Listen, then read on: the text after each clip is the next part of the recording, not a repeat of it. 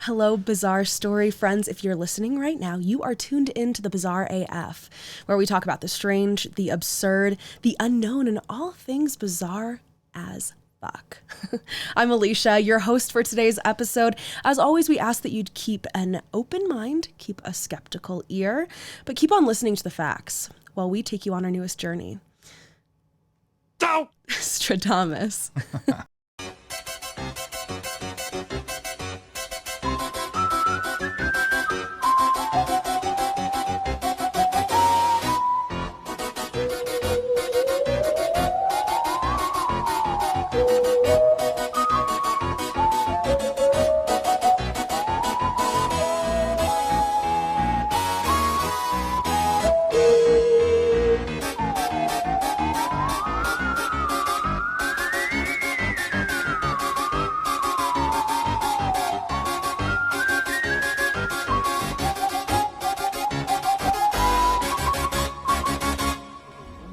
Well, me. That was awesome. Well, hello. I'm so lucky to be here with my co-host, with the absolute most. Aww. Or shall I say the Marge to my Homer. Yay! Kevin, how are you, boo? Hi, Pumpkin. Oh my God, that intro. Badass. Super cool. So tell me, are you a Simpsons fan? So, I am. Okay. So, do you seen our family portrait? Oh my God, what the fuck? Oh my God, we should have brought it down here. Why did we not think about that? I don't know how I did not put two and two together. Yeah, I just fucking walked past it. Exactly. Yeah. So Roy had one of the artists from The Simpsons paint our family portrait, and so it's Roy and myself, and we're sitting on a couch, and our dogs Marvin and Gizmo are sitting on the couch which is a full-on couch and the lamp and the rug. I mean, just like the whole Simpsons set, because I've always wanted to be in the Simpsons cartoon. Did you? Yes. Okay. So if you had to choose which character you most identify with, who would you say you most identify with? I don't know who I identify with, but I like God, all the characters are so good. I know, they're all so good in their own way. Okay, maybe Yeah. not identify Okay. let's say like your top 3 faves. Okay, so who's the convenience store? Apu. Yeah. So I love Apu. Okay. I think he's so cute. He is so cute. The Quickie Mart. Lisa. Lisa. I do Yeah. love me some Lisa. Have to love Lisa. And Marge's sister. Oh, Patty and Selma. Yeah. Who work at the DMV and they're like chain smokers. So awesome. Yeah. I think my favorites. Okay, I do love Patty and Selma because they're such bitches. Mm-hmm. I love Ralph Wiggum. There's this episode with Ralph Wiggum, and he is in love with Lisa, and he says, "I choose you," and it's it just breaks your heart, seeing him falling in love with Lisa and her trying to be like. He's the one with the glasses, right? No, he's the one who sticks crayons up his nose and he's Chief Wiggum, who's the police officer. Yeah. It's his son. Oh, He's okay. really stupid. He eats paste and shit. Love him. Anyway, I thought that today we would go over a Simpsons episode where that we both love, right? We both love The Simpsons. What if I told you that this little show has accurately predicted the future? Crazy. I know. And I'm not talking about some low-hanging fruit it's going to fucking rain in April or Right. people are going to eat more popsicles during the summertime. It's like legitimate shit.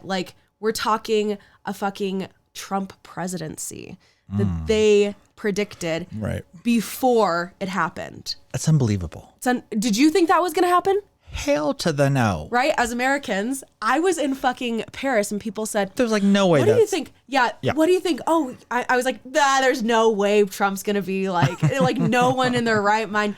He sells steaks and he's a fucking reality show star. Nobody actually thinks And what did I do? I ate my motherfucking words. Right. Crazy. Okay. So let's get into the basics as far as like the Simpsons go into. It was actually the brainchild of Matt Groening, and it aired on the Tracy Ullman Show. Did you ever watch that show? I love Tracy Ullman. Yeah. Yes. So tell us a little bit about the Tracy Ullman Show. Yeah. So it's like a variety, not like a variety show, but she's a comedian and she would do like skits and comedy. And I think she's just an extremely talented actress. Super talented actress. She can do anything. She really can. So she, it was on her show, which was like a variety show, like Kevin was saying. And it was originally like a series of shorts, and the shorts began airing in 1987, which was when yours truly was born. Wow. That's the year I graduated high school. Yes. So it started airing, and it started gaining a lot of popularity. So much so that Fox decided to actually have its own show. So I'm a huge Simpsons fan. Before I get into some of the predictions, I thought I'd talk about a little fun facts. So Matt Groening actually wanted to create, he's the creator of The Simpsons. He wanted to create a cartoon about a dysfunctional family, and he actually modeled it after his own family, The Simpsons. Lucky them. His family's name is Simpson? No. He modeled the family after his own family, okay. Got who it. was, I guess, characters. fucking really dysfunctional too. Right. I don't know about dysfunctional families. No, I'm kidding. I definitely do. So he actually just changed his own name to Bart. And The Simpsons, the name, like you were saying, was actually chosen because Groening thought that it was hilarious that it sounded like the Simpletons. And so he's like, oh, I'm going to fucking name them the Simpletons. Okay. So anyway, let's get into the predictions. Kevin, you're going to have to keep me and The Simpsons honest. Let me know whether or not you think it's weird. Is it an excellent prediction? Is it a bad prediction? You're going to have to tell us with a little bit of guest help, right? Okay. Okay. So the first one that I'm going to start off with is pretty tame. If you're a Simpsons fan, you know that Homer works at the nuclear power plant, and one of the animals you see affected by the nuclear waste is a fish, because there were nuclear materials discarded in like the rivers. So, do you recall seeing that episode? I do kind of remember, because when you said, I was thinking dog. It was a dog, and then when you said fish, I'm like, oh no. I do remember the fish. A fish, yeah. Yes. So, it was okay. The fish. Do you remember what was actually different about the fish itself? Like, yeah, was it his eyes? Yes. It had 3 eyes. Yes, that's right. Yes. So it's like 3 eyes right next to each other. So I'm actually going to show an image. Let's see. This is actually. So what? Yeah. So if you're tuning in, I have a side-by-side picture of of the actual Simpsons episode image, which is the 3. And then three-eyed fish. And then there's an actual real one right next to it. What in the what? What in the what? Right? I am flabbergasted. I know. So ultimately, the episode was called 2 Cars in Every Garage and 3 Eyes on Every Fish, and that was where that 3-eyed cartoon fish came from. Bart catches a 3-eyed fish from a pond fed by Monty Burns' nuclear power plant.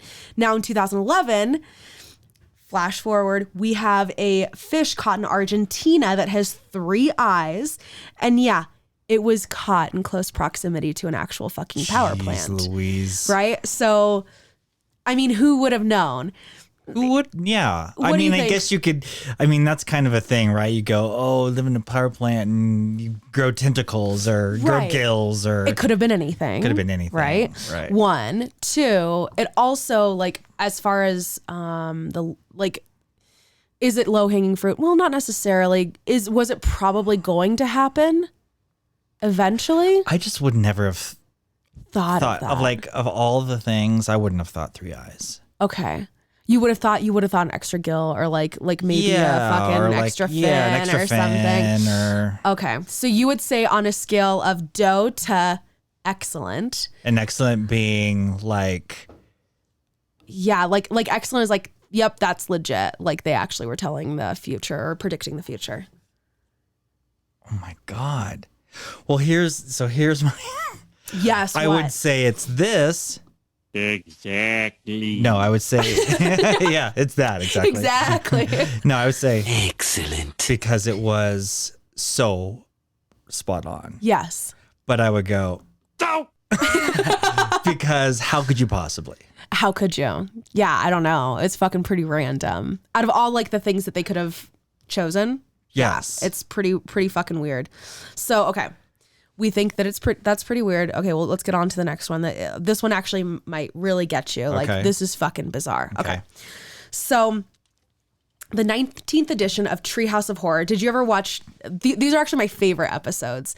I love Simpsons, but I'm not like that. Like, okay. Like 80s movies, like I could recite everything and right. Sure. But like Simpson like episodes, yeah, I'm not that good at it. Okay. Yeah. So the Treehouse of Horror episodes come every October. So it's for like the Halloween season. Oh yeah. Okay. So those are my favorite because it's typically multiple short storylines and they go into the kooky and the absurd, just like we are in right now. So here's from one of those episodes.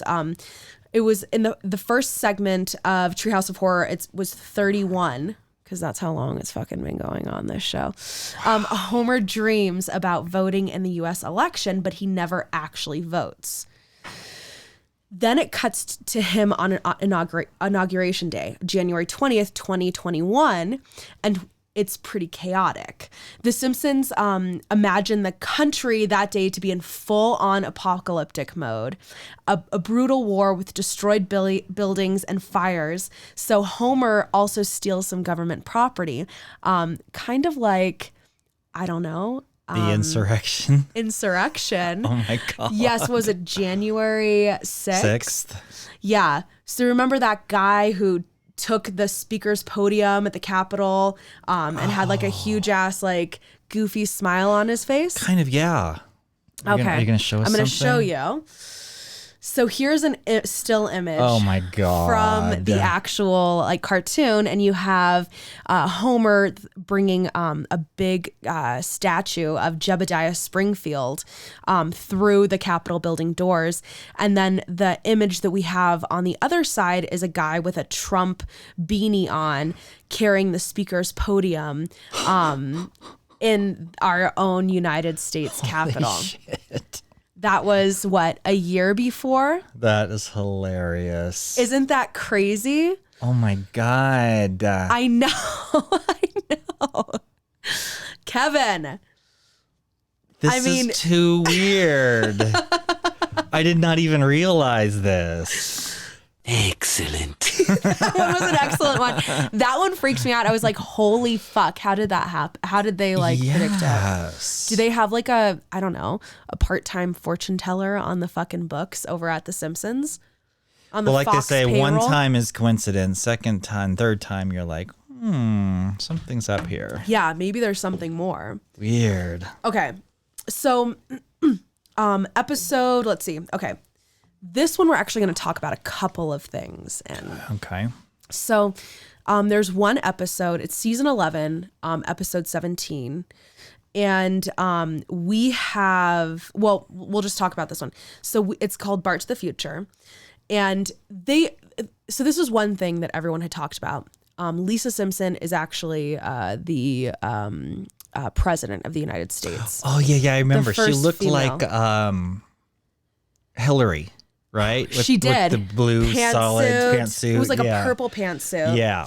So people kept on like drawing conclusions because also Harris, Vice President Harris, was wearing a purple pantsuit to the inauguration in 2021. Wait, 20. Oh my God. She was wearing a purple pantsuit? First female vice president to... What? That's what she was wearing, yes. Okay. So that was one thing. So that's in that same episode that predicted Harris's outfit. People are saying, oh, it predicted Harris's outfit. It also predicted the horror that was Trump being in power. So as Lisa becomes the first straight female president, she mentions that she took over for Trump, who had just ruined the economy. So I'm going to try playing that because I think that, can I play it through my iPad? I think you can. Is that the right one? Is this the one where she's on the talks on the podium? Let me hold on 1 second. Oh my gosh. Yeah, actually it is. Okay, well let's play it and see. Let's play it and see what this one is. Okay, here we go. 1600. Sweet. Excellent question. Yes, I am proud to be America's first straight female president. Helen? Wasn't I wearing a hat? Yes, you were. Now, in conclusion, my administration will focus on the 3 R's. Reading, writing, and refilling the ocean. Thank you very much.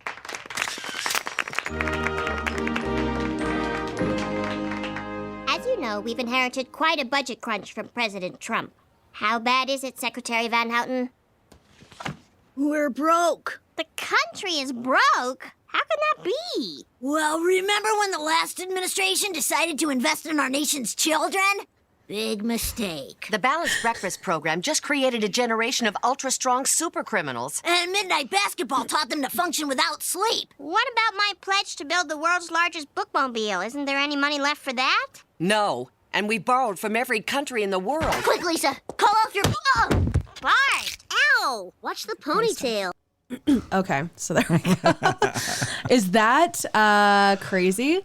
That was well before Trump had even said he was going to run for president. So wow. I actually recall seeing that episode and I was like, bullshit, never gonna happen. Because when was that? Let's see. Season 11 would have been like 90, let's say 97, 98. So that was in 1997, like before 2000 was when this episode had aired, predicting that Trump was going to actually. Did she actually say? president. I didn't even hear her say Trump. She said president. We inherited a budget deficit from President Trump. Oh. Yeah. Oh my God. It's fucking crazy. That's weird. It's so weird. It's so weird. So like that one really blew my fucking mind. I'm like, okay, I don't know. There's something to that. Yeah, I mean, who would have even guessed? I mean, who would have even thought of that? The fact that it's pure comedy that we lived for 4 fucking years. I mean, my God. it was a comedian. It was a writer's thought that was fucking hilarious. He thought it would be hilarious if Trump, we lived that actual thing. I wouldn't have been able to predict that. Well, hell no. And it was our reality. Oh my God. Okay. So do you remember Siegfried and Roy? The Magicians. Mm-hmm. Yeah. Yeah. Tell us a little bit about. Yeah. Las Vegas act. So I think they're German born. They were life partners too. Yeah. But they did magic. And they famously, kept tigers and animals. And in Las Vegas, unfortunately, one of them got mauled. Right. By one. But they're very popular huge, show. Yeah. Super huge, like magicians in Las Vegas. Over the top shows, all the lights, all the glamour, and exotic animals that was like kind of their shtick, right? That was their shtick. Was like they had like these exotic animals that worked alongside them. And so they'd make like tigers disappear or like a bear, I don't know, something. Sure. Come out of a hat. Yeah. I don't know. Right. Exactly. So they actually predicted the tiger attack. Oh my God. Mm-hmm. So in season 5, episode 10, it was called $Springfield, or How I Learned to Stop Worrying and Love Legalized Gambling. These German magicians they were not called Siegfried and Roy in the Simpsons episode. They they probably couldn't. Right. right. They couldn't necessarily. Yeah. But they were in the show. They were turned on by one of their white tigers in the show, and like you see like them getting mauled in the thing.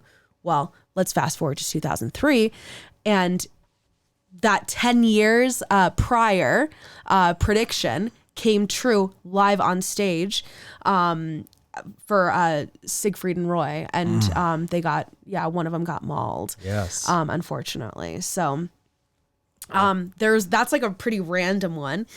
Okay, that one I could go like, okay, Siegfried and Roy, they have these tigers. Oh, okay, well, one of them gets mauled. I mean, like you would like that's like plausible. It would make sense. You're like, okay, wouldn't be surprised. Yeah, that couldn't be that exactly. That's a definite. Not some like shot in the dark like Trump presidency. Right. Like if it were like they're gonna get mauled and get hit by a bolt of lightning at the same time. Like that's like maybe a little bit.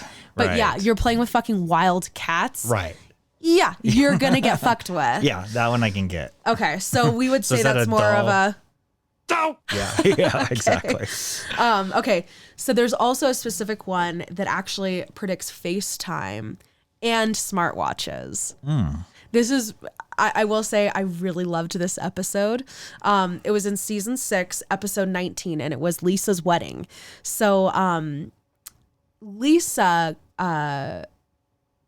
actually goes to the Renaissance Festival. That's the storyline of it.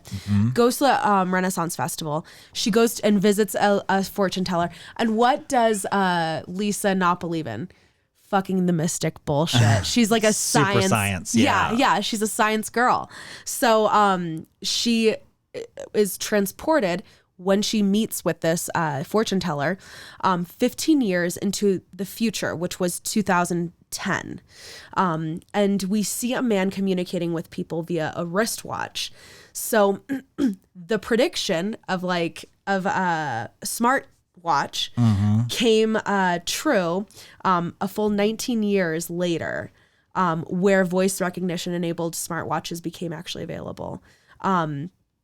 The man was actually Lisa's fiance. In that same episode, they call like the software Newton. Apple. Yeah, Apple. Yeah. And she's talking to like his family. So he's English, and she's talking to his family, and he's talking to his family through a screen. They're FaceTiming. That's what they're doing. Oh. So they have FaceTime, and they have the watch made by both products made by Newton. And it comes true fucking 19 years later. Isn't that crazy?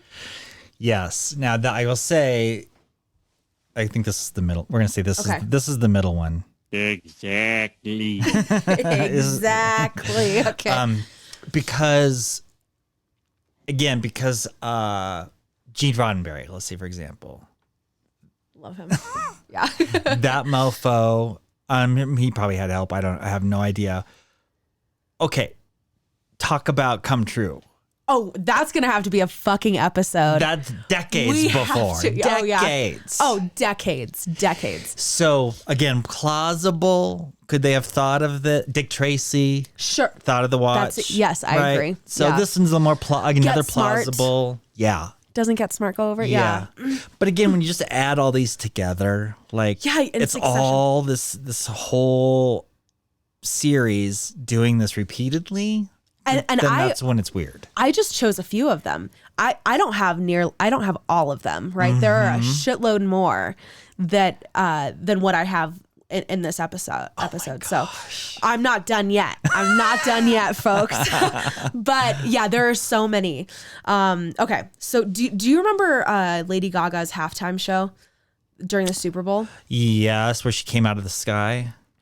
That's what you remember, right? I remember her coming out of the ceiling, yeah. Yeah, how it started was she came out from the ceiling. So in episode 23, or season 23, episode 22, Lisa Goes Gaga is the episode name, where this was predicted, where she comes out of the top of the fucking stadium and goes down, like Gaga goes down. Similar fucking outfit too, okay? 5 years before Lady Gaga's actual performance, she performed as her doppelganger for the citizens of Springfield, where she's suspended in midair and was even decked out in the same costume for that Super Bowl performance. Okay. So they did this episode 5 years before the Super Bowl performance? Yeah, so it was 2012 that they aired So the was episode. Gaga a thing in 2012? Oh, yeah. She was. Yep. Yeah, she was a thing. I want to So say hence they called it, like 2009 at or least it 2000. goes Gaga. They were meaning Yes. to do that because Yes. of Lady Gaga. Yep, it was Lady Gaga was actually in the episode. I see. Got it. Or like the Do you yeah. okay, so here's a question. Do you think Gaga got her inspiration from the episode? So that was what I was going to go into. Okay. I think that might be a little bit more likely where she's like, okay, I'm actually being asked to do this while in Springfield. Like, why not just make it live into the fantasy? I mean, come on. Lady Gaga would definitely live into the fantasy and the mystique that is Gaga. Which happened first, the chicken or the egg? Fucking Springfield or reality? I could see her doing something like that. I most certainly would. I mean, then you don't have to think about anything else, right? You're like, okay, I know how I'm gonna fucking start it off. Yeah. Here's my outfit. It's already been drawn in a cartoon 5 years ago. Wow. Yeah. I think that makes more sense. Okay. Yeah. I would agree. So I would think Exactly. is maybe more of the yeah, exactly. Okay. This is my final one for you. Okay. So it's actually the NSA spying scandal. Okay. So do you know about the NSA spying scandal? I don't know, maybe not. Well, okay, so Edward Snowden Okay. came forward years ago, and he was like a whistleblower, Yeah. a government whistleblower. He actually worked for the government and said, look, the United States is spying on its own citizens, and we're holding on to fucking shitloads of data of your information and not telling you about it. Against everything that we've said, Yeah. we are recording everything that you know. Yes. I'm with you. We know where you are. We know, all of this shit. Yes. Okay. So in the Simpsons movie, which came out in 2007, they predicted this. This in the episodes. So before you go into it, was this the first? There's more than one Simpson movie, right? This was the first Simpsons First movie. Simpsons movie. I think that there's only one. Okay.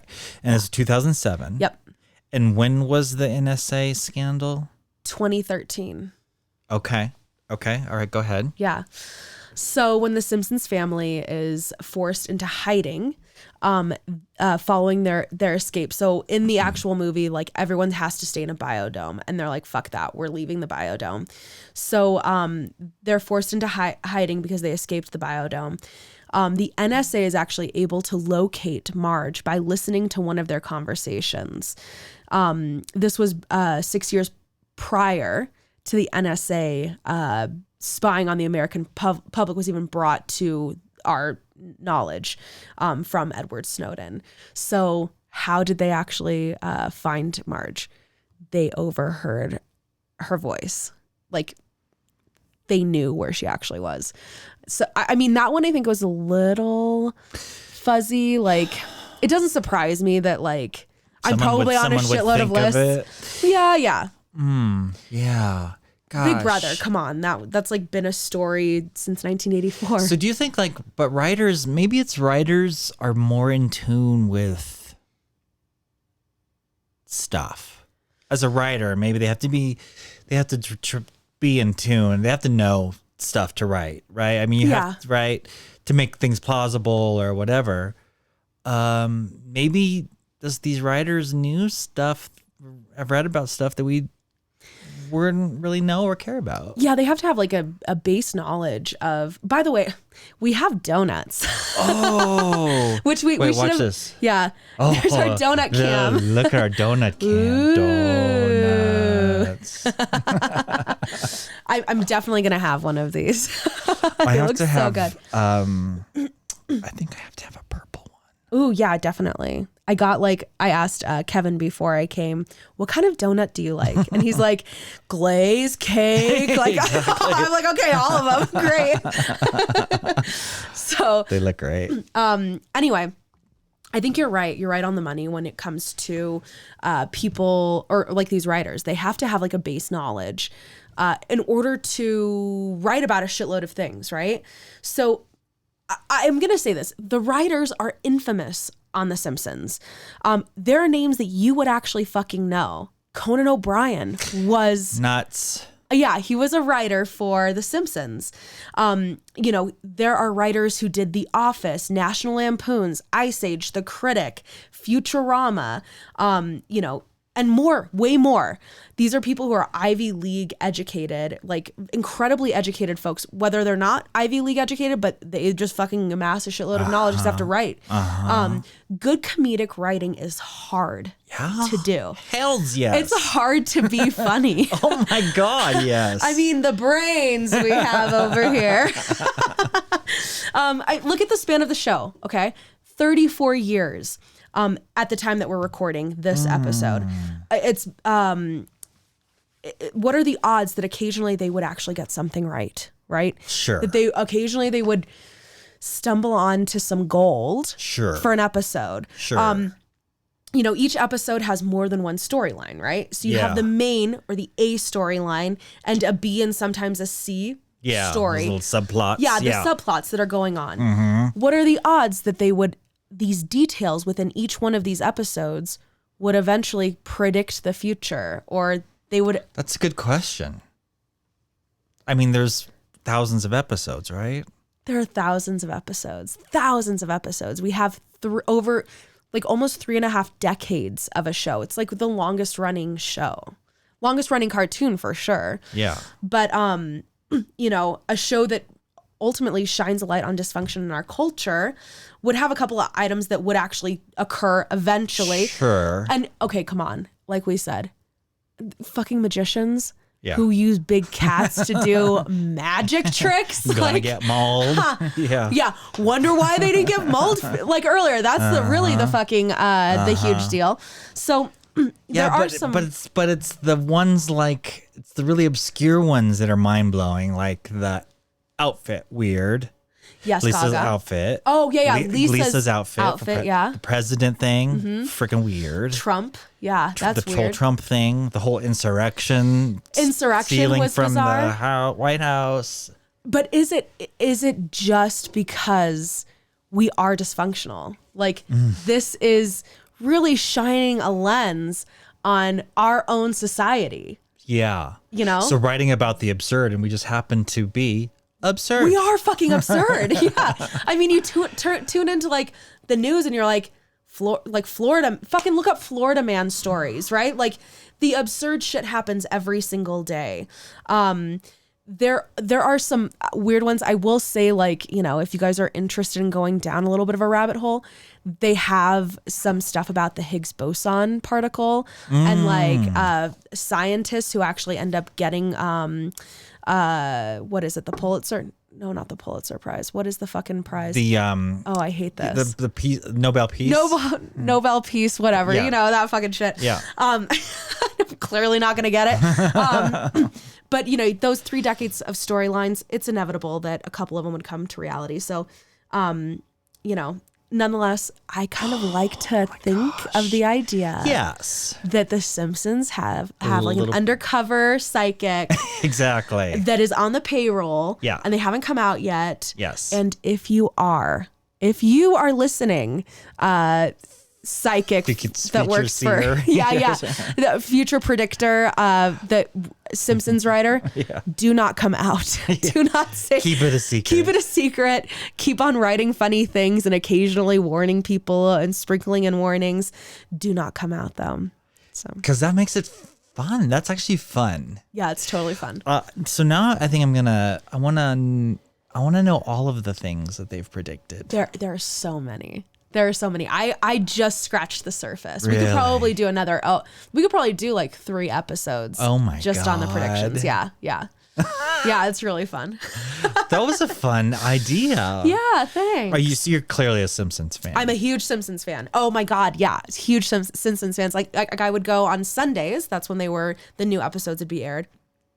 And I would call my friend afterwards, who is also a huge Simpsons fan, and I'd be like, "Hey, Tony, did you watch the episode? What did you think about this?" Like, we talk about the plots and shit. Simpsons watching party. Like, well, this was like back in 6th grade. I didn't have a sixth. It was just we'd call on the landline. Yeah. And catch up on what the gossip was with the Simpsons fucking episode. But yeah, I'm a huge fan. And you guys are too. I mean, you guys have a fucking painting upstairs. That's our family portrait. Which my mother hates, by the way. Does she? I love it. It's so cool. She's like, she thinks it's kind of tacky and doesn't belong in there. But I'm like, nobody has a family portrait in the style of The Simpsons. No, I'm going to post it on our Instagram. Oh, okay. That's a good thing. You guys can go onto our Instagram, which is the Bizarre AF, and see the picture of your guys' family portrait, Simpson style. You should get one too. I think you. I know. It would be great. Well, let's cheers a donut to this great episode. Let's see which one do you want? We get the Donut Cam. Get the donut cam. I think I'm going to be a boring bitch. Here we go. Yeah, I'm going to do little cake donut. I'll do this one. Okay. Okay. So, all right. Cheers. Ding ding. All right. Well, thank you for the episode, Alesha. Thank you. Thank you guys for listening. Yeah. Thanks for listening. And we'll catch you in a couple weeks. Yeah. Okay. Adios. Bye. Bye.